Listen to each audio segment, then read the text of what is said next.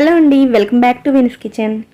ఇడ్లీ పిండి దోశ పిండి లేనప్పుడు మార్నింగ్ బిజీలో సింపుల్గా చాలా తక్కువ టైంలో సేమియాతోటి బ్రేక్ఫాస్ట్ని ఎలా ప్రిపేర్ చేసుకోవచ్చో ఈరోజు వీడియోలో చూద్దామండి.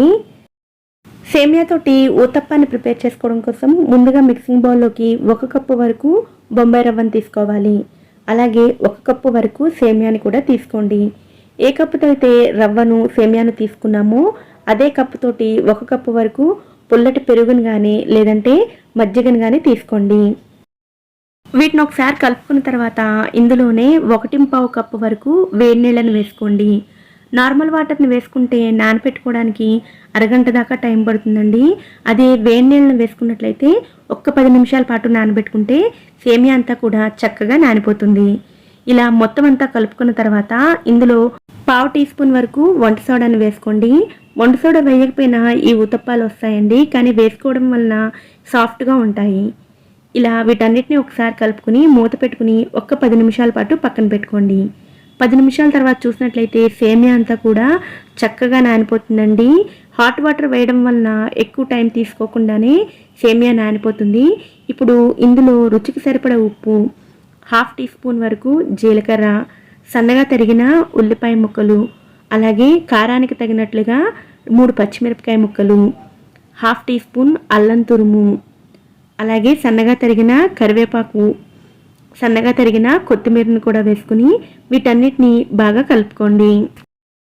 వీటితో పాటుగా క్యారెట్, క్యాప్సికమ్, టమాటా లాంటివి కూడా వేసుకోవచ్చండి. వేటిని వేసుకున్నా సరే వీలైనంత చిన్నవిగా కట్ చేసి వేసుకోండి. అప్పుడే ఊతప్పాన్ని కాల్చుకునేటప్పుడు అవి కూడా చక్కగా ఉడుకుతాయి. వాటర్ని కూడా నేను చూపించిన విధంగా వేసుకున్నట్లయితే కన్సిస్టెన్సీ కూడా ఇదే విధంగా వస్తుందండి. ఇప్పుడు ఊతప్పాలను చేసుకోవడం కోసం స్టవ్ మీద ప్యాన్ హీట్ చేసుకుని కొద్దిగా ఆయిల్ని అప్లై చేసుకోండి. ప్యాన్ హీట్ అయిన తర్వాత ఒక్కొక్క గరిటె పిండిని వేసుకుని ఊతప్పాల్లా వేసుకోవాలి. ఈ ఊతప్పాలని మరీ పలుచగా కాకుండా కొంచెం మందంగానే వేసుకోండి. అలాగే అంచుల నుండి పై భాగంలో కూడా ఆయిల్ని అప్లై చేసుకుని మూత పెట్టుకుని కుక్ చేసుకోండి. లోపల వెజిటబుల్స్ అన్నీ చక్కగా ఉడకడం కోసం మూత పెట్టుకుని మీడియం ఫ్లేమ్లోనే కుక్ చేసుకోండి.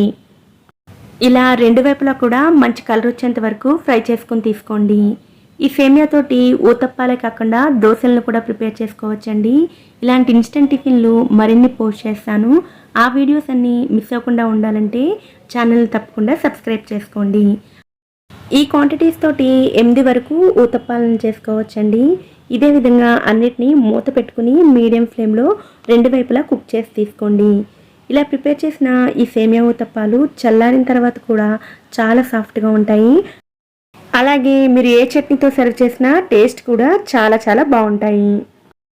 ఈ సింపుల్ బ్రేక్ఫాస్ట్ని మీరు కూడా ట్రై చేయండి. ఖచ్చితంగా మీ రెగ్యులర్ టిఫిన్స్లోకి ఇది కూడా చేరిపోతుంది.